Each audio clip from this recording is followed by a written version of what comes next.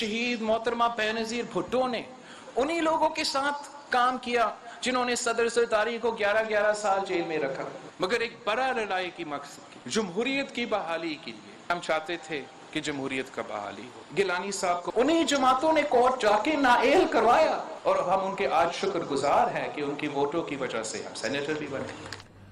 बिस्मिल्लाहिर्रहमानिर्रहीम, अस्सलाम वालेकुम। मैं हूं मोहम्मद उस्मान और आप देख रहे हैं प्रोग्राम अरफराज और मकबूल जान के साथ। नाज़रीन, अपोजिशन जमातें आपस में जो हैं वो दस्तो गिरेबां हैं और आज सेनेट के अंदर जो मनाजर देखने को मिले कि एक नया आज़ाद ग्रुप जो है अपोजिशन का वजूद में आया। मुस्लिम लीग नून ने अपनी राहें जुदा की सेनेट के अंदर और ये ऐलान किया कि वो यूसुफ रज़ा गिलानी को अपोजिशन लीडर नहीं मानते, और साथ ही साथ शाहिद खाकान अब्बासी जो PDM के सेक्रेटरी जनरल भी हैं, उन्होंने एक शोकाज नोटिस पीपल्स पार्टी की क़यादत को भिजवाया है। अब इसके ऊपर होगा क्या कि PDM के अंदर ही एक दूसरी PDM वजूद में आएगी, और इस सारी सूरत हाल के तनाज़ुर के अंदर जो सुख का सांस लिया है वो वज़ीर-ए-आज़म इमरान खान साहब ने लिया है और अपने तर्जमानों को तलब किया और उनके इजलास के अंदर उन्होंने ये कहा कि अपोजिशन को भूल जाएं, अपोजिशन पर तवज्जो ना दें, अपनी कारकर्दगी का जिक्र करें और अपनी कारकर्दगी के ऊपर ही अपनी तवज्जो मरकूज रखें। क्या PDM अब इमरान खान साहब के लिए ख़तरा नहीं, और आने वाले दिनों के अंदर क्या दोबारा ये गलत फहमियाँ जो हैं वो दोबारा ठीक हो सकेंगी? ये आज का मौजू, इसी से गुफ्तगू शुरू करते हैं। और ये साहब, बिलावल भुट्टो जरदारी साहब का गुफ्तगू आपने सुनी और उन्होंने ये कहा कि जी बेनज़ीर भुट्टो ने उन लोगों के साथ काम किया जिन्होंने जरदारी साहब को 11 साल जेलों में रखा और ज़ियाउल हक के बंदों के साथ भी किया सारा। लेकिन इस सारी सूरत हाल का जवाब शाहिद खान अब्बासी साहब ने भी दिया है, वो भी जरा सुन लें, फिर गुफ्तगू का सिलसिला बढ़ाते हैं आगे। सुनाए जरा। बुनियादी बयानिया है कि मुल्क को आइन के मुताबिक चलाया जाए, उसको तोड़ते हुए हुकूमती बेंचेस से लोग अपोजिशन पर बैठाए गए और लीडर अपोजिशन बनाया गया। तो ये जो फ्रेंडली अपोजिशन है वो हमें नहीं चाहिए, हकीकी अपोजिशन चाहिए, और वो इंशाल्लाह आपको सेनेट में मिलेगी। कोई इजलास जो है वो फजल रहमान साहब की मर्जी के बगैर नहीं हो सकता। शबखून मारने की जो कोशिशें हैं ये कभी कामयाब नहीं होगी। ये लोगों की ख्वाहिशात बहुत सारी हैं, इत्तेहाद एतमाद पे चलते हैं, उस एतमाद को अगर तोड़ा जाएगा तो फिर जवाबदेह आपको होना पड़ेगा। जी, और ये सब क्या मुस्तकबिल है? PDM तो खत्म हो गई। बिल्कुल, देखिए ये जो इत्तेहाद होता है ना, ये एक दूसरे का लिहाज मुलाजे वाला है। हर पार्टी इंडिपेंडेंट होती है, उसका सरबराह इंडिपेंडेंट तो खुद नजर भी आता है। मतलब आज तक कभी ऐसा नहीं हुआ कि अपना मरियम नवाज ने नवाज शरीफ के अलावा किसी और का नाम तकरीर में लिया।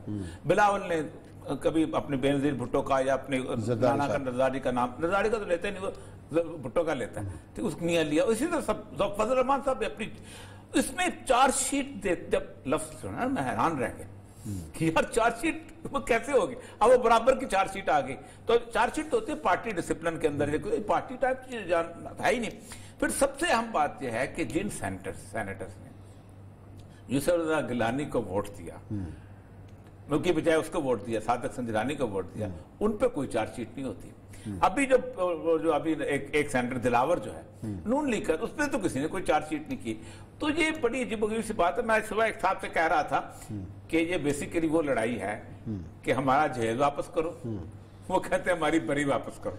अच्छा, अब होगा क्या, जरा तजिया ले लेते हैं। कराची से हमें ज्वाइन किया मुमताज सियासी तजियाकार है आमिर ज़िया साहब, और पीपल्स पार्टी को भी बड़े करीब से जानते हैं, अपोजिशन की सियासत के ऊपर भी गहरी नजर है। अस्सलाम वालेकुम आमिर भाई, कैसे हैं आप? खैरियत से हैं? कराची में क्या खिचड़ी पक रही है बिलावल हाउस में, और बिलावल भुट्टो जरदारी साहब जिस किस्म की गुफ्तगू कर रहे हैं। अब कहा यह जाता था कि मरियम नवाज साहिबा और बिलावल भुट्टो साहब की बड़ी अच्छी अंडरस्टैंडिंग डेवलप हो गई और आगे एक लीडर के तौर पर दोनों मर्ज हो रहे हैं, लेकिन एकदम से जो है लगता नजर लग गई है इस इत्तेहाद को। हुआ क्या है? उस्मान साहब, पहली बात हुई कि आजमाए हुए बाजू थे और इसके मुतालिक कोई शक शुबा नहीं होना चाहिए था। इस मुल्क में जो भी जिसको भी जरा से भी सियासी शऊर है तो इसे इनके दरमियान इख्तिलाफात की वजह तो समझ में आती है, इत्तेफाक की बहुत कम समझ में आती है। उधर जो इत्तेफाक था वो सिर्फ इस वजह से था कि जी एंटी अकाउंटेबिलिटी जो मूवमेंट है उसने इनको एक जगह पर लाकर खड़ा कर दिया था। लेकिन गालिबन जो इनके मुतालिक लोग अंदेशों में भी मुब्तला होंगे, उन्हें इतनी जल्दी की तवक्को नहीं थी कि इतनी जल्दी जो है ये हंडिया बाजार में फूट जाएगी। कम अज कम जब जिस तरह से मोहतरमा मरियम साहिबा ने नारे लगाए थे जी भुट्टो के पीपल्स पार्टी के जलसों में जाकर, कल की तो बात है, हम सबको याद है تو ہم کو یہ نہیں کر رہے تھے کہ اتنی جلدی جو ہے یہ سب کچھ ہوگا، لیکن ظاہر ہے کہ جب سینٹ کے الیکشن آئے اور اس کے اندر اپنے اپنے حساب سے لوگوں کو میکسیمم گین کرنا تھا، تو اس میں پیپلز پارٹی نے جو ہے میرے خیال میں زیادہ بہتر طریقے سے شطرنج کی بازی کو جمایا اور کھیلا بنسبت جو ہے نون لیگ کے۔ اور ایک بات ہمیں سمجھ میں یہ بھی آنی چاہیے کہ نون لیگ کے مقابلے میں پیپلز پارٹی ہمیشہ سے اس لڑائی میں بہتر صورتحال میں تھی، کیونکہ مریم کی طرح بلاول صاحب ڈسکوالیفائیڈ نہیں ہے، زرداری صاحب ڈسکوالیفائیڈ نہیں ہے، دونوں نیشنل اسمبلی کے ممبر ہیں، نواز شریف صاحب جو رنگ سے باہر کھڑے ہوئے ہیں، اور پیپلز پارٹی کے پاس حکومت سندھ ہے۔ تو وہ والی جو سٹیکس ہیں وہ مطلب ہے نون لیگ کی نہیں تھی، جو پیپلز پارٹی کی تھیں۔ تو اس لحاظ سے پیپلز پارٹی نے اپنی آبجیکٹیو ریئلٹی یعنی کہ معروضی حالات کا مطالعہ کیا، دیکھا اور اپنے تاش کے پتے اچھی طرح سے کھیلے۔ جی عامر صاحب، ایک بات یہ ہے کہ زرداری صاحب کا ایک پورے کا پورا اسکیم تھی جس کے اندر اس نے جب سینٹ کے اندر انہوں نے یوسف گیلانی کو لے کے آئے، تو میرا خیال ہے کہ ان 6 مہینوں میں پوری پی ڈی ایم کی موومنٹ ایک طرف، اور عمران خان کو جتنا اس نے پریشان کیا شاید ہی کسی نے پریشان کیا، اور وہ جیتے بھی اس کے اندر۔ پھر سب سے بڑی جو لڑائی ہوئی ہے، اس میں تبصرہ کیجئے گا، وہ ہوئی ہے پنجاب گورنمنٹ کو تبدیل کرنے کے لیے، اور یہ پیپلز پارٹی سے زیادہ کوئی بندہ نہیں جانتا کہ کیسے منظور بٹی کو لایا جاتا ہے، کیسے نکئی کو لایا جاتا ہے، کیسے پنجاب کے اندر پاؤں جو ہے ان کے نواز شریف نے اکھاڑے تھے۔ تو اس کے اوپر کیوں راضی نہیں ہوئی نون لیگ جو ہے؟ پہلی بات یہ کہ اعتماد کی کمی ایک دوسرے کے اوپر۔ ظاہر ہے کہ اگر پیپلز پارٹی لیڈ کوئی بہت بڑا موو ہو رہا ہے تو انہیں خدشہ ہی ہوگا نون لیگ کو کہ جناب ان کے ابھی تو بزدار جیسی معصوم شخصیت ان کے سامنے ہے، کل کو کوئی ایسا وزیر اعلیٰ آ جاتا ہے کہ جو واقعی جس کو کام کرنا آتا ہے اور جو لوگوں کے وہ کہتے ہیں نا battle of heart and mind جیت سکتا ہے، تو پھر ان کے لیے نون لیگ کے لیے زیادہ مشکل ہوگی۔ اچھا، پھر جو پیسرے پیپلز پارٹی دکھا رہی تھی کہ اگر فرض کریں وہ قاف لیگ سے لے کر آتے، اور حتیٰ کہ اب تو انہوں نے یہ بھی نام دے دیا کہ حمزہ صاحب کا حق ہے، تو اس کے اندر نون لیگ کے اندر درمیان خود ایک آپ کو نظر آئے گا جی اختلافات کے بداعتمادی کی جو فضا ہے وہ اور زیادہ گہری ہو گئی۔ اور یہ بات سمجھ میں بالکل ہمیں آنی چاہیے کہ اس وقت جو ہے شریف خاندان جو ہے ماضی میں بھی اپنے باہر سے زیادہ نہیں دیکھا کرتا تھا، اپنے قریب قریب کے لوگوں کو، اپنے خاندان والوں کو جو تھا وہ ان کی کچن کیبنٹ میں ہوتے تھے، اور اب اس خاندان کے اندر بھی اگر بداعتمادی ہے تو چوائسز اور زیادہ محدود ہو گئی ہیں۔ تو میرے خیال میں ایک اگر پھر میں کہوں گا کہ پیپلز پارٹی آبجیکٹیولی تنگ کرنے کے لیے حکومت وقت کو اگر وہ پنجاب کی حکومت گرا دیتے کسی بھی شرط کے اوپر، تو عمران خان کی مطلب ہے آپ سوچیں کہ فیڈرل گورنمنٹ کہاں پہ کھڑی ہوتی۔ تو ظاہر ہے لیکن نون لیگ کے جو مقاصد ہیں اس کے اندر انہیں یہ چیز سوٹ نہیں کرتی، ان کے جو شریف خاندان کے جو مقاصد ہیں یعنی کہ نواز شریف صاحب کے یا مریم صاحبہ کے، تو اس میں میرے خیال میں اس کے ایمبٹ میں ہی چیزیں نہیں آتی تھی، تو انہوں نے مخالفت کی، اور میرے خیال میں ایک اچھا موو بن سکتا تھا جسے انہوں نے ہونے نہیں دیا۔ جی اور لیکن سیاسی ریئلٹی جو ہے وہ یہ ہے کہ کاف لیگ کے چودھری پرویز لائی یا شداد کے والد وہ تھے کہ جو بھٹو دشمنی میں سب سے بڑے سمجھے جاتے تھے۔ بھٹو وہ کی جو جس جج نے درخت کیے تھے پین انہوں نے خریدا تھا، پھر اس کے بعد ذوالفقار کے اوپر ان کا بڑا مسئلہ تھا کہ وہ ڈپٹی پرائم منسٹر رہے۔ اگر وہ کاف لیگ ان کے ساتھ اگر ریلیشن شپ بنا کے آ جاتی ہے تو میرا خیال یہ نہیں ہے کہ میرا خیال ہے آپ کا بھی یقین مختلف ہو یا نہ ہو کہ پیپلز پارٹی اور یہ دونوں مل کے نون لیگ کو پنجاب سے غائب کر سکتے تھے۔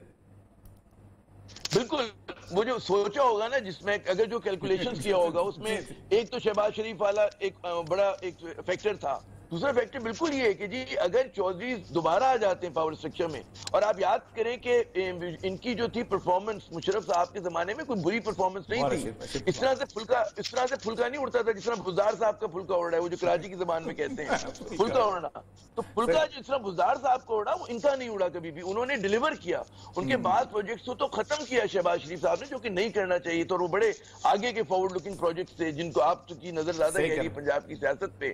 تو چودھریوں کو اگر آ جاتے ان کی کم بیک ہوتی اس مائنورٹی گورنمنٹ کے ساتھ بھی، اور پیپلز پارٹی ان کے پش پہ ہوتی، تو غالباً آنے والے برسوں میں آپ دیکھتے کہ بہت کھیل جو تھا تبدیل ہو جاتا، جہاں پہ پی ٹی آئی ڈیمیج نہیں کر سکی وہاں پر یہ لوگ ڈیمیج کر دیتے۔ اچھا عامر صاحب، ایک اعلان کیا تھا بلاول بھٹو زرداری صاحب نے، یہ بات کہی کہ جی اب ان کو اپنے سیاسی رابطے حمزہ شہباز اور شہباز شریف سے رکھنے چاہیے، اور آپ یہ بات کہہ رہے ہیں کہ ایک پیپلز پارٹی حمزہ شہباز یا شہباز شریف سے مل کر جو ہے ٹاپل کر دے گی حکومت بزدار صاحب کی، تو نواز شریف کی مرضی کے بغیر پہلی بات تو کیا ہے یہ ہو سکتا ہے یا نہیں ہو سکتا، اور دوسری بات یہ ہے کہ نواز شریف اور مریم نواز کو مائنس کر کے پیپلز پارٹی اگر شہباز اور حمزہ سے رابطے رکھتی ہے تو اس کا کیا نتیجہ نکل سکتا ہے، یہ بھی اس کے بارے میں بتائیے گا، کیا ہو سکتا ہے، امکانات کیا ہے؟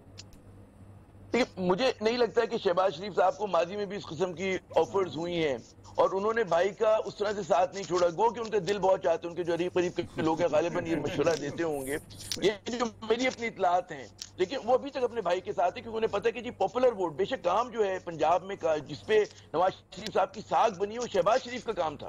لیکن یہاں پہ ایک سوال اور بھی ہے کہ جو صلح جو قوتیں ہیں ملک میں جو مفاہمت چاہتی ہیں, شہباز شریف کا یہی کہتے ہیں نا کہ وہ بڑا بات چیت کے ڈائلاگ کے بندے ہیں, حمزہ شہباز بھی ڈائلاگ اور بات چیت کے بندے ہیں, لیکن ہم نے یہ دیکھا ہے کہ عمران خان صاحب کے 2.5 سال کے ٹینیور کے اندر ان ڈائلاگ والوں کے ساتھ زیادہ سختی کی گئی ہے, ان کو زیادہ جو ہے جیلوں میں رکھا گیا ہے. شاید وہ اس بات سے خوف زدہ ہے کہ یہ ڈائلاگ کر کے راستہ نکال لیں گے, یا یہ وجہ ہے؟ عمران خان کے میرے خیال میں پوسچرنگ بہت زیادہ ہے کہ انہوں نے احتساب کا شور بہت مچایا ہے, لیکن احتساب اس ملک میں ہوا نہیں ہے. مطلب آپ یہ دیکھیں کون سے کیس کا کلوجر ہو گیا, مجھے ایک بھی ہائی پروفائل پولیٹیکل کیس کا آپ بتا دیں, اور اگر کلوجر نہیں ہوا تو اس کا مطلب یہ نہیں کہ کرپشن نہیں ہوئی تھی یا بدعنوانی نہیں ہوئی تھی. تو ہمارے یہاں جو اکاؤنٹیبلٹی کا پروسیس ہے وہ بہت زیادہ کوسچنیبل ہے, اور اس میں ظاہر ہے جو عمران خان کا شکوہ ہے کہ دلیہ ساتھ نہیں دے رہی, ادارے ساتھ نہیں دے رہے, تو غالباً ایک حد تک درست بھی ہوگا. لیکن ظاہر ہے کہ اگر اس میں شہباز شریف صاحب آ جاتے ہیں, شہباز شریف صاحب کو موقع ملتا ہے گیند کو لے کے چلنے کا اور وہ 25 یارڈ میں داخل ہو جاتے ہیں تو کافی افیکٹو ہو سکتے ہیں. کیونکہ آپ یاد کریں انہوں نے وہ ایک کنسنسس کے آدمی کوشش کرتے ہیں, اسٹیبلشمنٹ کے خلاف انہوں نے کوئی محاذرائی نہیں کی, مشرف صاحب کے دور میں بھی اس طرح سے نہیں کی تھی, آپ یاد کریں. اور اس دور میں بھی انہوں نے جو مشورے دیے تھے وہ بہت ہی مطلب سمجھ بوجھ کے دیے تھے. نواز شریف صاحب جو ہیں یا ان کی جو صاحبزادی ہیں مریم صاحبہ, وہ جس ڈگر پہ چلی, ان کو جو لوگ مشورے دے رہے ہیں ان کی کوئی کانسٹیٹوئنسی نہیں ہے. مطلب جن لوگوں نے حلقہ ڈالا ہوا ہے مریم صاحبہ کے گرد, وہ تمام وہ لوگ ہیں, پرویز رشید ہوں, ہمارے کراچی سے 2-3 لوگ ہیں, چلے نام نہیں لیتے ان سب کا, وہ ان کے پاس کوئی حلقہ نہیں ہے. اسد اقبال بھی ہیں, شاہد خان عباسی بھی ہیں, سارے حلقے والے ہیں. اب تو سارے حلقے والے, میں کہہ رہا ہوں کچھ حلقے والے, لیکن بہت سارے حلقے والے جو جو مریم صاحبہ کو ٹیچ کر رہے ہیں, جو ان کی رہنمائی کر رہے ہیں, جو ان کے استاد کے فرائض انجام دے رہے ہیں, میں ان کا تذکرہ کر رہا ہوں, جو مطلب ایک طرح کے پولیٹیکل گاڈ فادرز ہیں, ان کی بات کریں. ابھی شاید خاقان کی وہ حیثیت نہیں ہے کہ وہ مریم کو گائیڈ کر رہے ہوں, وہ گائیڈ نہیں کر رہے ہیں, گائیڈ کرنے والے دوسرے ہیں. جو گائیڈ مریم بھی تو اپنے ابا جی کا بیانیہ لے کے چل رہی ہے نا, ابا جی تو خود 3 بار کے وزیر اعظم ہیں, خود سمجھدار ہیں, ان کے گرد بھی پھر ایسے ہی لوگ ہیں. یہ انہی کے لوگ, جی انہی کے لوگ ہیں. وہ ہم لوگ جب یہاں پہ جملے بازی کرتے ہیں, ہم کہتے ہیں بھئی وہ نواز شریف صاحب اس بارے سنگے کی طرح ہیں کہ وہ ہر جھاڑی میں سر پھنسا لیتے ہیں جہاں سے بچ کے نکلا جا سکتا تھا, تو سینگ الجھانے کے قائل ہیں. اور جہاں سے سیاست میں ہر چیز تصادم نہیں ہوتی ہے, سیاست میں آپ کو مطلب بہت ساری بال کرکٹ کی زبان میں چھوڑنی پڑتی, کیا ضرورت ہے اس کو بیٹ پہ لینے کی کہ آپ سلپ میں کیش دے دیں, کبھی کہیں اور دے دیں. تو نواز شریف صاحب کا ایک پرانا مسئلہ ہے اور یہ آج کی بات نہیں ہے. آپ گراؤنڈ ریئلٹی احمد رضا صاحب سب سے اہم جو گراؤنڈ ریئلٹی اس وقت یہ ہے کہ تقریباً 200 گواہ ہیں شہباز شریف کے منی لانڈرنگ کیس میں, اور گزشتہ 7 مہینے میں ابھی تک 3 گواہ نہیں بھگت سکے. ٹھیک ہے, یہ جو چلتا چل جو عمران خان صاحب کہتے ہیں, اس کا مطلب یہ ہے کہ کچھ طاقتیں چاہتی ہیں کہ شہباز شریف صاحب جو ہیں ایک الٹرنیٹو خوف کے طور پہ عمران خان کے عذاب کے سر پہ سوار رہے ہیں, اور وہ واقعی الٹرنیٹو بن بھی سکتے ہیں. ایک بات میں سچی بات بتاؤں کہ جب وہ نئے پنجاب کے وزیر اعلیٰ بنے تھے تو کوئی صوبہ ایسا نہیں تھا جہاں روز یہ بات نہ لوگ کہتے ہوں کہ شہباز شریف ہمیں دے دیں, پشاور کو دے دیں, ہم ٹھیک ہو. یہ بات انہوں نے ایک امیج بنا لیا ہوا تھا. کہنے کا صرف سوال آپ سے یہ ہے کہ اس ساری سینیریو کے اندر عمران خان کی پرفارمنس کو دیکھتے ہوئے اگر ایک دوبارہ کم بیک چودھریوں کا اس طرح کا جو ہے وہ بنا لیتی ہے پیپلز پارٹی کسی نہ کسی طریقے سے, تو مریم تو پھر بیمار ہو گئی تو واپس ہی جائیں گی, پھر اور تو کوئی راستہ نہیں ہے نواز شریف ان کا. دیکھیں ایک تو سب سے بڑی بات ہے کہ جس بھی کیس میں, اور یہ صاحب آپ کا جو تجربہ ہے ہم سے بہت بہتر جانتے ہیں کہ جس کیس میں 300 گواہ ہوں وہ کیس نہیں ہوتا, وہ کیس ہوتا ہی نہیں. مطلب آپ کو کمزور کرنا ہو تو آپ اتنی لمبی فہرست بنا دیتے ہیں, ورنہ ضرورت نہیں ہوتی ہے. اچھا پھر دوسری بات یہ کہ مولانا صاحب کی بیماری اور مریم صاحبہ کی بیماری, یہ بہت ساری چیزوں کی کہتے ہیں انڈیکیشن دیتی ہے کہ ان کو بھی اندازہ ہے کہ کھیل جو انہوں نے جذبات میں بڑے زور و شور سے شروع کیا تھا, اور پیپلز پارٹی نے بڑا ٹیکفلی اپنے آپ کو 2 قدم پیچھے رکھا, اور ان کو انہوں نے ڈرائیونگ سیٹ میں لانے دیا, ان کو غلطیاں کرنے کی اجازت دی, ان کو ایسی تقاریر کرنے کی اجازت دی کہ جناب جس کی وجہ سے جو بھی مطلب اداروں کے ساتھ بد اعتمادی میں اور اضافہ ہو, اور ٹھیک ہے وقتی طور پہ تالیاں بج گئیں، لیکن پاکستان کی سیاست میں ہم اور آپ بہتر جانتے ہیں کہ اداروں کے اوپر ہم سمجھتے ہیں کہ وہ سینٹر آف گریوٹی ہے پاکستان کا، تو اس کے اندر بہت زیادہ اس طرح کی تنقید جو ہوتی کسی کو ایک آنکھ نہیں بھاتی. میں عام آدمی کی بھی بات کر رہا ہوں، وہ پنجاب کے لوگ بھی ہوں جو بے شک مریم صاحبہ کو پسند کرتے ہوں، تو وہاں پر ان لوگوں نے خود اپنے لیے جو ہے مشکلات اپنے آپ کو دلدل میں پھنسایا. اور اس میں پھر آپ شہباز شریف صاحب کا رویہ دیکھیں. ظاہر ہمارے ملک میں کوئی انقلابی سیاست نہیں ہو رہی، ہمارے ملک میں کوئی تبدیلی کی سیاست نہیں ہو رہی ہے. ہمارا چاہے وہ مولوی ہو، چاہے لبرل ہو، چاہے سیکولر ہو، چاہے بائیں بازو، سارے بیچارے ایک جیسے ہی ہیں، کوئی اس میں کمٹمنٹ والے لوگ نہیں ہیں. تو اس میں پھر یہی چلتا رہے گا. عمران خان کو احساس ہو گیا وہ کچھ بھی نہیں کر سکتے، انہوں نے بھی کمپرومائز کر آئے ہیں اس پورے سسٹم کے ساتھ. تو اب بھی جو ہے وہ اسی سسٹم کے ساتھ کمپرومائز کر آئے گا، اور اس میں پھر جو بڑا نام آتا ہے وہ شہباز شریف میرے خیال میں ایک فرنٹ رنر میں سے ہیں. جلد یا بدیر اگر ان کی اللہ میاں ان کی صحت ان کو اجازت دیتا ہے اور وہ چلتے رہتے ہیں تو ہو سکتا ہے کہ کچھ بھی ہو. چلیں جی، شہباز شریف بھی ایک رنر میں ہے اور دیکھتے ہیں کیا ہوتا ہے. صحت ان کی اجازت دیتی ہے، حالات اجازت دیتے ہیں. چلیں ناظرین لیتے ہیں بریک، اور بریک کے بعد آئیں گے اور ذکر کریں گے برطرف شدہ چیئرمین HEC کا.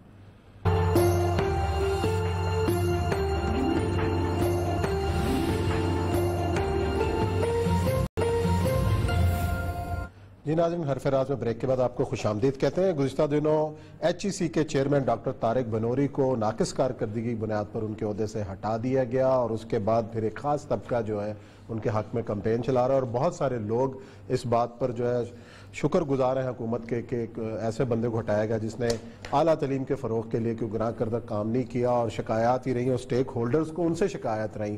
اور اس حال کے اندر اور ان کے دور کے اندر یہ حال بھی ہوا کہ یونیورسٹیز تنخواہ دینے کے قابل نہیں رہیں، اور نہ ہی جو اسکالرشپ تھے ان کے اوپر کوئی کام ہوا. اور یہ سب طارق بنوری صاحب کا آپ سی وی لے کے جو ہیں وہ بیٹھے ہوئے ہیں، اور اس سی وی کے حوالے سے دیکھیں پاکستان کے اندر ایک عجیب و غریب دستور بن گیا ہوا ہے کہ میری ایک ٹینور پوسٹنگ ہے اور مجھے ایک میلا فائڈی طور پہ ایک کمیٹی نے بنا کے مجھے سلیکٹ کر لیا ہے، تو میں تو 4 سال پورا کروں گا جیسے میں الیکشن ووٹ لے کے آیا. یعنی اگر اوریا مقبول جان جو ہے نہ PhD ہے نہ کچھ اور چیز ہے، میں نے ایک committee vice chancellor Balochistan university کا لگاتی ہے کیونکہ میں نے 5 سال وہاں پڑھایا ہے، تو میں تو رہوں گا. صحیح ہے، بے شک مجھے الف بے نہ آتی ہو اس کی، کیونکہ اس نے 5 سال پڑھا. اب طارق بنوری صاحب کی میں 2 چیزوں کے اوپر آج ہم نے طارق بنوری صاحب کو بلایا تھا کہ تشریف لائیں، جواب دیں کیونکہ انہوں نے ہود بھائی صاحب کے ساتھ بیٹھ کے نا ایک یہ تو ہود بھائی سے کیا تعلق ہے طارق بنوری صاحب کا؟ کیا مسئلہ ہوتا پتا کہ سینڈ بیگ منگایا تھا نا، مجھے اس سے فون کیا، فون تو چھوڑیں اپنی ٹینشن. ہود بھائی صاحب ان کے طارق بنوری صاحب کی یہ پورے کا پورا سی وی میرے سامنے. اس سی وی میں ان کی انٹرنیشنل پبلیکیشن 4 ہیں، صرف 4 انٹرنیشنل، باقی سب جو ہے نا کنٹریبیوشن ٹو آفیشل پریزنٹیشن فلانا فلانا، یہ ہم نے عمر پر زندگی کیا، ہم بھی یونیورسٹی میں پڑھاتے رہے ہیں، ہم بھی اس انسٹیٹیوشن پریزنٹ کے لیے ہم نے کمپیٹ کرنے کے لیے کیا تھا، پھر سروس میں آ گیا. 4 پبلیکیشن سے حساب سے کہ شخص کسی یونیورسٹی میں ایسوسیٹ پروفیسر نہیں ہو سکتا. اچھا ہوا کیا، جس زمانے میں ان کو HEC کا بنایا گیا تھا اس زمانے میں وائس چانسلر کو سلیکٹ کرنے کے لیے ایک کمیٹی بنائی گئی. وائس چانسلرز کمیٹی نہیں، وائس چانسلرز کو سلیکٹ کرنے کے لیے. اچھا عثمان صاحب آپ اگر کوئی پروڈیوسر رکھنے لگیں گے تو آپ کیا کریں گے؟ کوئی ہائر لیول کا پروڈیوسر منگائیں گے، کوئی ٹیکنیکل آدمی بلائیں گے انٹرویو دینے کے لیے، کوئی ایسا بندہ جس کو پتا ہو علم کیا ہوتا ہے. اس کمیٹی کا سربراہ ہے نمبر 1 بابر علی صاحب. ان کی کنٹریبیوشن جو ہے کوئی سرمایہ دار ہیں، پیکجز کھولی ہوئی ہے، فلاں کھولا ہوا ہے، بڑے سرمایہ دار، بہت بڑے سرمایہ دار. اور ساتھ ان کو شوق آیا کہ میری پورے اس کام کے لیے انہوں نے رزاق داؤد سے مل کے ان کا ایک MBA کا ایک سکول کھول دیا جائے. تو انہوں نے 1986-87 کے اندر ایک چھوٹا سا Lahore school of management sciences کھول دیا. پھر اس کے بعد اس کو بڑھاتے گئے اور اس کے ساتھ ساتھ ہمیں پتا ہے کہ پاکستان گورنمنٹ کی ایڈ کتنی ہے اور US ایڈ کتنی ہے اور باقی کتنی ہے، سب کو پتا ہے. اور کیا وہ کر رہا ہے، ابھی ریسنٹلی میں نے کالم لکھا ہے کہ اس یونیورسٹی سے 25 مارچ کو جس دن پاکستان کے خلاف اس نے اعلان کیا تھا اپنا مجیب الرحمان نے ان آزادی کا اور ڈیکلیریشن، اس دن انہوں نے کانفرنس بلائی تھی خاص طور پہ 23 سے 25 تک، جس کو پھر بعد میں بہت پریشر پڑا تھا واپس، صرف یہ ثابت کرنے کے لیے. اور ان کے منہ پہ تھپڑ اس بات پہ پڑا تھا کہ اس کے خلاف مودی کے آنے کے خلاف پورے بنگلہ دیش میں مظاہرے شروع ہو گئے تھے. اور مجھے دکھ پتا کس بات کا ہوتا ہے کہ کانفرنس کا جو بلانے والا تھا میرے بہت پیارے دوست تعلق قاسمی کا بیٹا ہے. اوکے، بابر علی صاحب پہلے کیا کام ہے ان کا، आप यूनिवर्सिटी के एक तमाम यूनिवर्सिटीज के ऊपर एक बंदा सिलेक्ट कर रहे हैं, कोई पीएचडी है, कुछ है। दूसरा बंदा कौन है?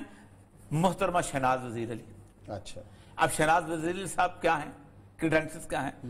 एक एडवाइजर, कभी कुछ कभी कुछ। जब भी कोई गवर्नमेंट इस किस्म की आती है जो यूएस बेस्ड होती है, टेक्नोक्रेट भी नहीं बनती भाई। टेक्नोक्रेट वो होता है इसके पीछे कोई क्वालिफिकेशन हो। एक आप यूएनडीपी के आगे एक उसके सर्विस के अंदर चलिए, आप यूनिवर्सिटी के हिसाब से क्या कंट्रीब्यूशन। अच्छा, और कौन है इसके? उसके बाद आते हैं एक फैसल बारी साहब हैं, he is associate professor of law, professor भी नहीं है, एसोसिएट है। नहीं, ये ऐसी है कि आपकी जो मेरी जो असिस्टेंट प्रोड्यूसर है मेरा, वो आपका इंटरव्यू लेने के लिए आ रहे हैं। अच्छा, कि जब अच्छा, उसके बाद सानिया निश्चित साहबा। अच्छा, अब सानिया निश्चित साहबा जो है वो, मैं हेल्थ में जॉइंट सेक्रेटरी था, ये कार्डियोलॉजिस्ट होती थी। ठीक है। अब मैं नहीं, बस उस वक्त इनके खामद जो थे बहुत बड़ी एनजीओ रन करते थे, एक जबरदस्त। अच्छा, ये टोटल कमेटी है? एक फेडरल सेक्रेटरी एजुकेशन। अच्छा, मैं ब्यूरोक्रेट को जानता हूँ, जितना उनका मबलिग इल्म होता है ना, वो जैसे इम्तिहान सियासत के पास करते हैं। मुझे ये बताइए, ये 5 लोग जो हैं बैठ के क्या किसी शख्स की क्रेडेंशियल्स को बना सकते हैं, साबित कर सकते हैं? नहीं। अच्छा, आप आए बनोरी साहब। बनोरी साहब बन गए, बनने के बाद क्या किया? अब ये सारे के सारे लोगों ने अच्छा करते, पता है क्या इल्जाम लगाया? अतार रहमान साहब ने एक आर्टिकल लिख दिया, अब उसके इल्जाम लगा रहे हैं। अब तारा बहुत कंट्रीब्यूट, बहुत बड़ा नाम है, एचईसी को बनाने वाले वो मुशर्रफ। आप बना रहे हैं तारा रहमान साहब के साथ मेरी जाती एक लेवल की लड़ाई हुई थी कि वो ये लक्ष्मी चौक है ना, ये उनकी बिल्डिंग मेंशन। मैं डीजीआर कॉलेज था, तो मैं वो उसको गिरा के ना प्लाजा बनाना चाहते थे, तो मैंने इनकार किया था कि तारा रहमान साहब। अब मुझे परवेज साहब ने वह एक कहा कि बना लो, तो परवेज साहब ने मुझे कहा कि उन्होंने 40 बिल्डिंग बना दे। मैं कहा नहीं, 3 बिल्डिंग हो सकता है। नहीं, इन्होंने 3 बना दो। मैं कहा नहीं होता भाई ये। तो इन्होंने बड़े कमाल तामुल से, अच्छा कमाल ये है कि इन्होंने आर्टिकल लिखा। अब इन्होंने कहा था सर मैं इसके तारा रहमान के लिए मुझे फोन आते थे कि इस बंदे को रोको। उन्होंने कहा है कि गुज़श्ता 3 सालों में 8000 फॉरेन स्कॉलरशिप थे जिनको उन्होंने बंद कर दिया। 50 अरब रुपीस, 50 अरब रुपए का नुकसान। अच्छा, टोटल फंडिंग जो थी यूनिवर्सिटीज की रोक थी। पीएचडी स्कॉलरशिप जाते बाहर, अब कहा नहीं लोकल इसको करो ताकि वो यहाँ का उसको क्वालिटी को सारा कुछ। अच्छा, जब आपने ये रोक दिए, ये 3000 स्कॉलरशिप, 3 साल के अंदर आप अंदाजा करें 50 नई यूनिवर्सिटियां बनी। बंदा कहां से आएगा? इसका मतलब कि आपने और ज्यादा खराब कर दिया। यानी बंदा जब पीएचडी नहीं बनेंगे, स्कॉलरशिप भी आपने रोक लिए, पढ़े लिखे लोग जो होते हैं ना जैसे नहीं, वो गरीब। अच्छा, फिर किस बेस के ऊपर को बाज लोग इनकी हिमायत कर रहे हैं? अब कौन कुछ लोग नहीं हैं वो? कल मैंने उसका उद्बय का इंटरव्यू सुना। हाँ। उद्बय में बताया कि जी मैं ना यूनिवर्सिटी मुझे कहा था प्राइवेट पब्लिक पार्टनरशिप करो, तो यूनिवर्सिटियों की जमीनों पर लाभ कब्जा करने। ओ भाई तुम्हें किस लिए बिठाया हुआ है? जमीनों पर कब्जा तुम ना कर रहे दो। जी वो पता है कैसे, वो सिखों वाली बात कि जी वो होगा ये कि जी हम कॉलेज बना रहे हैं, तो कॉलेज बनाने के बाद 7 जो गांव है ना, वहां के लोग जो है वो आके ना कॉलेज पे हमला करके वो गन्ने, क्योंकि हमारे लड़के जो है गन्ना के खेत में से गन्ने ले, ठीक है, तो वो आएंगे तो उन्होंने कहा पहले उन्होंने उनके खेत वालों को तो ठीक कर लें, वो डंडे लेके उधर चले गए। यानी आप ही कस्टोडियन, वो इतनी अजीब गरीब बनता है। अब मसला सारा जैसा ये बात वन सॉल्व तय होनी चाहिए और सुप्रीम कोर्ट में भी तय होनी चाहिए कि अगर एक गलत अपॉइंटमेंट हुई है, इसके क्रेडेंशियल नहीं है, तो सुप्रीम कोर्ट को पहली बात तो यह है कि एक तो यह है कि पुराने वापस करने, जिन लोगों ने अपॉइंटमेंट किया उनको कटरा लाना चाहिए कि आपने किस बुनियाद पर अपॉइंटमेंट की। 5 छठो तुम लोगों को अलग बे नहीं पता तालीम की, तुम ना पीएचडी हो, तुम ना एमए हो, तुम ना कुछ और चीज हो, तुम ना इंटरनेशनल कम्युनिकेशन को वे कर सकते हो कि कौन सा जर्नल ऐसा है। आजकल तो मसला यह है कि चेकोस्लोवाकिया में जर्नल छपे होते हैं, उससे छप के आप कर लेते हैं। चलो जी, ब्रेक लेते हैं और उम्मीद है कि जो हमने पॉइंट उठाए हैं और जो अरबाब इख्तियार हैं इस पर नोटिस भी लेंगे और आइंदा कोई जिसको बंदे को भी इस पोस्ट पर लगाना है कम से कम इस काबिल तो हो जो स्टेक होल्डर्स को साथ लेके चले, उनके मसाइल को समझे। इसी नोट के साथ ब्रेक लेते हैं, ब्रेक के बाद आएंगे और जिक्र करेंगे अल खिदमत के सरबरा अब्दुल शकूर हमारे साथ मौजूद होंगे और क्या प्लान लेके आ रहे हैं इस रमज़ान में, और वैक्सीन के हवाले से उनके क्या जो है आइंदा मनसूबे, इस पर करेंगे बात।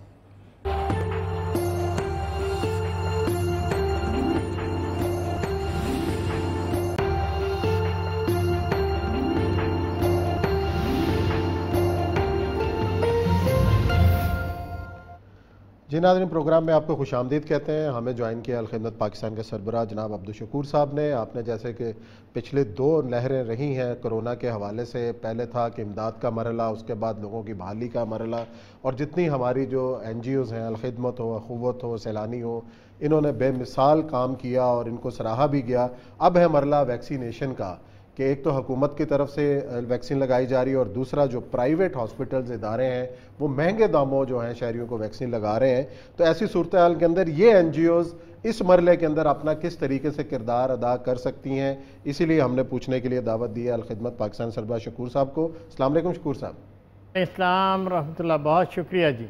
शकूर साहब, ये बताइएगा कि जैसे आपने पहले लोगों की जो है इमदाद की, लोगों के घर घर पहुँचे, उस क्राइसिस के अंदर ग़िज़ा की ज़रूरत थी, वेंटिलेटर्स की ज़रूरत थी और जगह जगह अलखिदमत ने जो है वो अपने काम किए। अब लोगों की बहुत सारी तवक्कुआत हैं वैक्सीन के लिए, ज़ाहिर है लंबी लंबी लाइनें हैं और हुकूमती जो टर्न का इंतज़ार लोग कर रहे हैं, और साथ ही प्राइवेट हॉस्पिटल हमने देखा कि उन्होंने बाहर से मंगवा के जिस रेट के ऊपर फराहम की जा रही है, क्या ऐसा नहीं हो सकता कि अलखिदमत ये इस जैसे और इदारे सस्ते दामों मंगवाएं और उसी तरीके से जैसे आपने टेस्ट का एक बड़ा तजर्बा किया था कि सस्ते दामों और जो कास्ट टू कास्ट टेस्ट था कोरोना का उसको किया, अब वैक्सीन का भी ऐसा कोई प्लान है?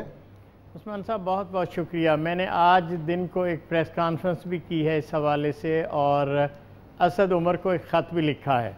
अच्छा। और मेरी तजवीज़ ये है कि ये जो अगला मरहला आ रहा है इसमें हुकूमत पाकिस्तान के लिए शायद मुश्किलात हैं कि वो वैक्सीन के लिए इतना फ़ंड रेज़ करके ये काम जल्दी कर सके। अलबत्ता जो 3 चीज़ें हो सकती हैं वो मैं आपके साथ शेयर करना चाहता हूँ। पहले तो ये है कि हुकूमत पाकिस्तान इसको वाच करे कि प्राइवेट सेक्टर के मुनाफा बख्श इदारों को इसका मौका ना दे कि वो इस मुसीबत में लोगों से पैसे बनाने की कोशिश करें। और इसकी जगह NGOs हैं, बहुत सारी NGOs हैं, अलखिदमत के अलावा भी हैं, आपको पता है इंडस है, आपको पता है बहुत सारे और इदारे हैं जो अल्हम्दुलिल्लाह अपना नेटवर्क रखते हैं। हमारा भी कोई 42 अस्पताल हैं और पूरे मुल्क के अंदर एक नेटवर्क मौजूद है। तो हम ये चाहेंगे कि ये जो है इसको गैर तजारती बुनियाद पे हुकूमत इजाज़त दे या हमें कि हम वैक्सीन मंगा सकें या वैक्सीन का बंदोबस्त करे और हमारे थ्रू इस काम को करे और हम कास्ट टू कास्ट लोगों तक इस खिदमत को पहुँचाएँ। तो पहला मरहला तो ये है कि NGOs को इन्वॉल्व किया जाए। इसके मुझे अंदाज़ा कई सारे छोटे छोटे मसाइल होंगे, लेकिन अगर हम बैठ जाएंगे तो इसमें से बहुत सारे रास्ते निकल आएंगे। दूसरा काम ये हो सकता है कि जो हमारे तालीमी इदारे हैं, फैक्ट्रियां हैं जो बंद पड़े हैं, और मेरे राब्ते हुए हैं बहुत सारे प्राइवेट सेक्टर के इदारों से जो इसके लिए तैयार हैं कि वो अपने पूरे स्टाफ को वैक्सीनेट करें और जो उसकी कास्ट आती है उसको अदा करें ताकि तालीमी सिलसिले को जल्द बहाल किया जा सके। बच्चे परेशान हैं, वालिदैन परेशान हैं, एक अजीब गरीब तरह की सूरत हाल है और ये भी अंदाज़ा नहीं कि कब तक जाना है। तो अगर हम रमज़ान के महीने में इस काम को मुकम्मल कर सकें तो मेरा ख्याल ये है कि एतमाद के साथ हम तालीमी इदारों को खोलने का काम कर सकते हैं। तीसरा वो तबका है जो एहसास प्रोग्राम के तहत जो बहुत बेचारे गुर्बत की लकीर के नीचे हैं, तो उनको एहसास प्रोग्राम ऑलरेडी माली मदद कर रहा है, तो उसी में वैक्सीन का फ़ंड रख दे और वो भी NGOs के थ्रू इसका एहतमाम किया जा सकता है कि उन तक पहुँचकर इसको लगाया जाए जी। तो ये 3 अगर सिलसिले बैक वक्त कायम हो जाएं तो मैं उम्मीद करता हूं कि पाकिस्तान में वैक्सीन के इस प्रोसेस को काफ़ी एक्सपेडाइट किया जा सकता है। शकूर साहब, ऐसा है कि जो ड्रग रेगुलेटरी अथॉरिटी है वो 40% उसका कॉस्ट डाल डूल के जो कुछ करता है, हमने पहले प्रोग्राम भी इस पे किया था और हमने कहा था कि तकरीबन 50% कॉस्ट ज़्यादा लोग ले रहे हैं जो मार्केट में जो अप्रूव हुई है उसकी रेट। आप क्या समझते हैं कि बुनियादी तौर पर हेल्थ अथॉरिटीज़ जो हैं NGOs के साथ मिल के और ख़ास तौर पे जो NGO सेक्टर में मुख्तलिफ किस्म की मिनिस्ट्रीज मिल के एक बराह रास्त मंगवा लें एक बल्क के अंदर? और बिल्कुल हो सकता है और हम इसके लिए तैयार और आमादा हैं। हमारे साथ ऐसे लोग भी हो सकते हैं जो और कुछ नहीं है तो हमें लोन दे देंगे कि आप आगे बढ़ें, इस काम को करें। हम चाइना के साथ भी कर सकते हैं, रशिया के साथ भी कर सकते हैं। असल मसला गवर्नमेंट की तरफ से फैसिलिटेशन का है कि वो कितना इसको हमारे लिए ओपन करती है। शकूर साहब, ऐसा हो सकता है कि अगर कोई एक, आप कल भी हम प्रोग्राम कर रहे हैं کل ایسی لسٹ این جی اوز کی شیئر کر سکے جیسے آپ ہیں، انڈس ہے، اس طرح اور بہت ساری ایسی، اور ایون ایدی، ایون سیلانی، یہ لوگ بھی ایسے ہیں کہ جو کسی نہ کسی طور پر ایک اپنا نیٹ ورک رکھتے ہیں. اس کے اندر آپ نے ایک بندے کو امپلائی کرنا ہوتا ہے جو ڈسپینسر لیول کو جو ایڈمنسٹر کر سکے. تو آپ ایک لسٹ تک شیئر کر سکے. کل ہم دوبارہ ہم اس کو کرتے ہیں تاکہ گورنمنٹ کو کہیں کہ ان ساروں کا ایک روز ہزاروں اجلاس بلاتے ہیں، ترجمانوں کا اجلاس بلاتے ہیں، ان عوام کے ترجمانوں کا بھی اجلاس بلا لیں. اور یہ صاحب میں آپ سے عرض کروں کہ صرف ہیلتھ کے ایریے میں کم از کم 12 ایسی آرگنائزیشن ہیں جن کے اپنے نیٹ ورک موجود ہیں، کسی کا نسبتاً چھوٹا، کسی کا بڑا. ٹھیک. اور اگر دوسری آرگنائزیشنز بھی اس میں آئیں جو سیفلی اس کام کو کر سکے تو یہ خوشی کی بات ہے. اصل مسئلہ یہ ہے کہ حکومت گو مگو کی پالیسی سے باہر نکلے، این جی اوز کو انوالو کرے، کوئی میٹنگ کرے، بتائے کیا دقتیں ان کے لیے ہیں اور ہم بتائیں کہ کیا روڈ میپ ہو سکتا ہے، اور ایک بڑی کلیئرٹی کے ساتھ ہم لوگوں کے سامنے ایک نقشہ رکھیں کہ بھائی پاکستان میں بھی اگلے 2 مہینے 3 مہینے میں انشاءاللہ ایک بڑا سیکٹر ایسا ہو سکتا ہے جو ویکسین کے عمل سے گزر سکے. اچھا شکور صاحب، 2 چیزیں بڑی امپورٹنٹ. ایک تو یہ ہے کہ انہوں نے کچھ لوگوں کو آتھرائز کیا ہوتا ہے جو ایل سی کھلواتے ہیں اور چیزیں لے کے آتے ہیں، اور خاص طور پہ کچھ لیبارٹریز کو اوتھینٹیکیٹ کیا ہوتا ہے جو کہ ہر بندے کو نہیں کیا کرتے. یہ ان کے رولز بنے ہوئے ہیں. اصل مسئلہ یہ ہے کہ آپ کیا اس وقت ایک گروپ جو ہے کور گروپ بنا سکتے ہیں ود ان 2-3 days کہ جو بیسیکلی ایکسپرٹیز رکھتا ہو ویکسین کی، ڈاکٹرز کی، ایڈمنسٹر کی، کہ جن کے اسکور گروپ کو آئیڈینٹیفائی کر کے گورنمنٹ کو کہا جائے اسکور گروپ کے نام پہ ہم بنوانا چاہتے ہیں، اور یہ ہم فنڈ ریز کر چکے ہیں. دیکھیں میں آپ سے عرض کروں، پہلا تو گورنمنٹ کی ولنگنیس ہے. میرا خیال ہے کور گروپ انشاءاللہ تیار ہے اور میں اس کی لسٹ بھی فراہم کر سکتا ہوں اور ان لوگوں کے ساتھ مل کے اس کو کیا جا سکتا ہے. مسئلہ یہ ہے کہ کیا ہمارے ادارے اس گھیرے سے باہر نکل سکتے ہیں جو لوگ تجارتی بنیادوں پہ اس سارے کام کو سنبھالنا چاہتے ہیں. اس سے باہر اگر نکل آئے ہم تو میرا خیال ہے پاکستان کے اندر تو ماشاءاللہ ڈاکٹرز کی کئی ساری آرگنائزیشنز ہیں. پیما ان میں سے ایک ہے جو کام کر سکتی ہے، اور کم از کم کوئی ان کے 15,000 ڈاکٹرز ہیں جو ان کے ساتھ وابستہ ہیں. پی ایم اے ہے، اسی طرح کے اور ادارے بھی موجود ہیں. اور خود یہ جو بڑے تجارتی ادارے ہیں ہاسپٹل کے، ان سے بھی کہا جا سکتا ہے کہ بھائی یہ 2 مہینے کے لیے ویکسین میں اللہ کے بندو یہ کام نہ کرو اور باقیوں کے ساتھ مل کر اس کام کو کرو. تو یہ کیا مشکل کام ہے؟ شکور صاحب، میں ممکنہ سوالات جو ہے نا ان کے بارے کیونکہ ظاہر بات ہے بیوروکریسی کو میں جانتا ہوں، تو ممکنہ سوالات یہ ہوں گے کہ آپ سٹوریج کہاں کریں گے، تو فلاں کہاں کریں گے. مطلب میں آپ کہتا ہوں کہ یہ اگر آپ ساری چیزیں تیار کر لیں تو کل ہم پھر ایک پروگرام کریں گے. جو دوسرے منگوا رہے ہیں ان کا کنٹرول بھی حکومت کے پاس ہے. ان کو بھی نہیں، وہ تو کہتے ہیں نا جی، وہ کہتے ہیں چکتا ہی کہے گا جی ہمارے پاس تو سٹوریج ہے، فلانا کہتے ہیں. ہم آپ سے جب کسی کو فیل کرنا ہو تو یہی اسی طرح کے سوالات ہرڈلز کریٹ کیے جاتے ہیں، اور مجھے پتہ ہے ان چیزوں کا. تو ایک تو یہ ہے کہ اگر آپ پورا پلان بلٹ اپ کر لیں تو کل یا پرسوں ہم پھر دوبارہ گورنمنٹ کے سامنے پلان رکھیں تو بہت زبردست ہو جائے گا. اور یہ سب ایک بات میں صرف آخر میں آپ سے کہنا چاہتا ہوں، وہ یہ ہے کہ یہ جو کووڈ کی ٹیسٹنگ کا کام شروع ہوا نا، اور ہمیں اندازہ ہوا کہ 14 ہزار روپیہ اس ٹیسٹ کے لیے جا رہے ہیں، تو ہم نے ہنگامی بنیادوں پہ لاہور، کراچی، ملتان، پشاور اور فیصل آباد میں کووڈ لیبز بنائی اور اس کو 3,500-4 ہزار روپے پہ لے کر آئے، اور اس نے مارکیٹ کے اندر ایک استحکام پیدا کیا اور ان کے ریٹ بھی کم ہوئے. چلیں امید ہے شکور صاحب کہ اس حوالے سے بھی کوئی بہتر سلوشن نکلے گا کہ ہمارا پلیٹ فارم حاضر ہے کہ عوام کو جو ہے نا، پہلی تو بات یہ حکومت کا کام ہے کہ فری ویکسین مہیا کرے. اگر نہیں کر سکتی تو یہ ادارے حاضر ہیں کہ جو کاسٹ ٹو کاسٹ ویکسین ہے وہ عوام تک پہنچے اور اس کار خیر میں عوام بھی حصہ لیں. ناظرین اسی نوٹ کے ساتھ شکور صاحب کے شکریہ بھی ادا کرتے ہیں. پروگرام کا وقت بھی ختم ہوتا ہے. کل انشاءاللہ نئے موضوعات کے ساتھ آپ کی خدمت میں حاضر ہوں گے. اپنا خیال رکھیے گا. اللہ حافظ.